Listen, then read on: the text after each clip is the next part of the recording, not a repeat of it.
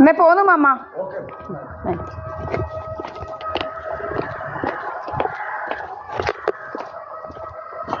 ശീലമാമൻ പിന്നെ നല്ല ആളാണ് ശീലമ്മ. നല്ല എന്ന് വെച്ച് കഴിഞ്ഞാൽ വേറെ ആളുകളെ പോലെയല്ല.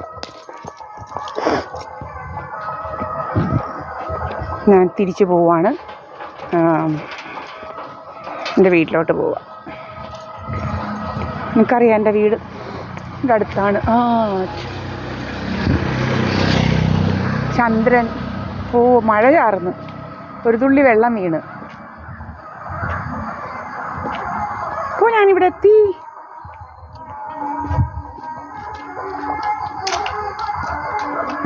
നമ്മുടെ വീട് കണ്ടോ? ദീപായസ് പണിക്കർ കുങ്കുജ സഹദേവ മന്ദിരം.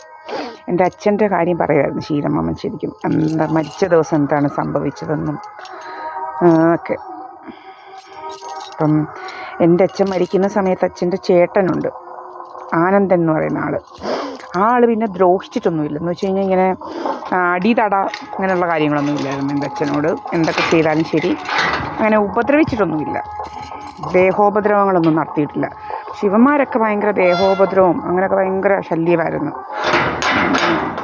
അപ്പം മരിക്കുന്ന സമയത്ത് എൻ്റെ അച്ഛൻ, അത് ഞാൻ പറഞ്ഞു കേട്ടിട്ടുണ്ടോ അച്ഛൻ്റെ ചേട്ടൻ.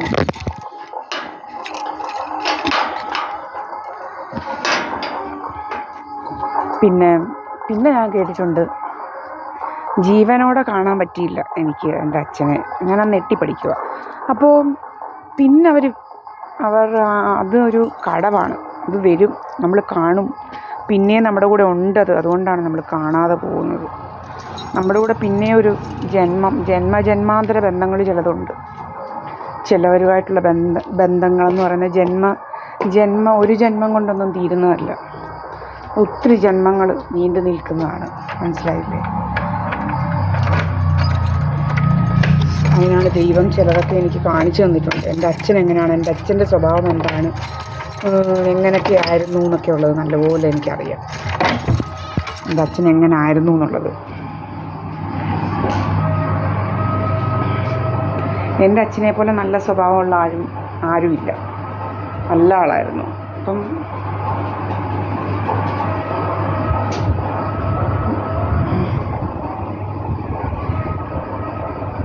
അങ്ങനെയുള്ള അച്ഛൻ്റെ മോളാണ് ഞാനിവിടെ തിരിച്ച്. ഇപ്പം മാമൻ എന്നോട് പറയുമായിരുന്നു എൻ്റെ അച്ഛൻ്റെ അവസാനത്തെ നിമിഷങ്ങൾ എങ്ങനെയായിരുന്നു എന്നുള്ളത്. അപ്പം അപ്പോഴാണ് ദീപാരാധന തുടങ്ങിയത്. പിന്നെ ഇപ്പം നാളെ ബാക്കി പറയാമെന്ന് പറഞ്ഞു. ഇത്രയേ ഉള്ളൂ.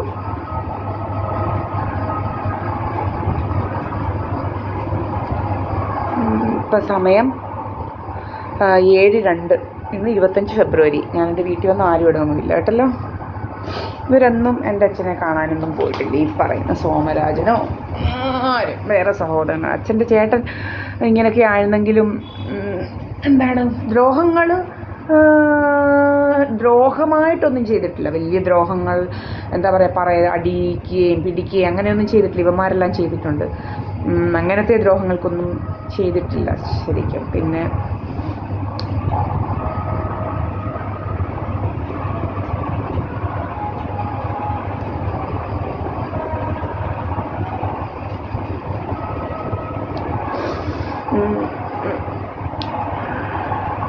എൻ്റെ അച്ഛനെക്കുറിച്ച് പറഞ്ഞാൽ 50-ാമത്തെ വയസ്സിലാണ് റിട്ടയർ ചെയ്ത് വരുന്നത്. എന്നിട്ട് ഇവന്മാർ ജീവിക്കാൻ സമ്മതിച്ചിട്ടില്ല ശരിക്കും പറഞ്ഞു കഴിഞ്ഞാൽ. സമാധാനത്തോടെ ഇതുപോലെ ശല്യമായിരുന്നു, നമ്മളോട് ചെയ്ത പോലെ ശല്യങ്ങളായിരുന്നു. ജീവിക്കാനേ സമ്മതിച്ചില്ല. എല്ലാം ദൈവം കണ്ടിട്ടുണ്ട്, കൂലിയുണ്ട് അതിന്.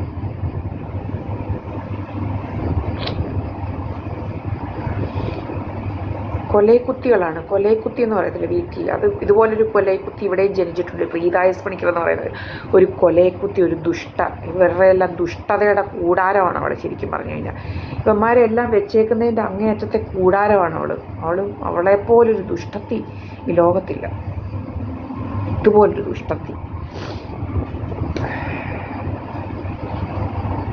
ഈശ്വരൻ കണ്ടിട്ടുണ്ടല്ലോ. കൂലി ഈശ്വരനാണ് കൊടുക്കുന്നത്. ഇന്ന് ഏതോ സാവിത്രി എന്ന് പറയുന്ന ഒരു ദേവി ഒരാളിനെ കുറിച്ച് ഇന്ന് യജ്ഞാചാര്യം പറയുന്നത് കേട്ട് എനിക്ക് ചിരി വന്നു നേരം. അവരെന്ന് വെച്ച് കഴിഞ്ഞാൽ ഭർത്താവ് മരണപ്പെട്ടു പോവുകയും ഭർത്താവിൻ്റെ മരിച്ച് യമരാജൻ കൊണ്ടുപോകുമ്പോൾ അദ്ദേഹത്തിൻ്റെ പുറകിന് കൂടി ഭർത്താവിനെ തിരിച്ചു വേണം, ജീവൻ തിരിച്ചു വേണം, അങ്ങോട്ട് എന്തൊക്കെയോ തരാമെന്ന് പറഞ്ഞു, നിങ്ങൾ തിരിച്ചു പോകും. അവർ പോയില്ല, എനിക്കെൻ്റെ ഭർത്താവിനെ ജീവനോടെ വേണം, അത് മാത്രം മതി എനിക്കെന്ന് പറഞ്ഞു. അങ്ങനെയുള്ള ഭാര്യമാരും ഈ ലോകത്തുണ്ടെന്നുള്ളതാണ്. പക്ഷേ ഇവളെപ്പോലൊരു ദുഷ്ടത്തി, കെട്ട കിടുമ്പ്, പൈസയ്ക്ക് വേണ്ടി എന്തും ചെയ്യുന്ന കെട്ട കൺട്രി പ്രീതായസ് പണിക്കർ എന്ന് പറയുന്ന ജോളിയുടെ കൂട്ടുള്ള ഇതാണ് ഇവള് നടക്കുകയാണ് കെട്ട കിടുമ്പ്. കണ്ടവരെയൊക്കെ അടിച്ചു മാറ്റാനായിട്ടൊരു BJP ഇവളും കൂടെ നടക്കുക. ശരിക്കും പറഞ്ഞു കഴിഞ്ഞാൽ ഞാനെൻ്റെ വീട്ടിലെത്തി. നൗ 7:04 പിന്നെന്താണ് 7:04 പിന്നെ ഇന്ന് 25 ഫെബ്രുവരി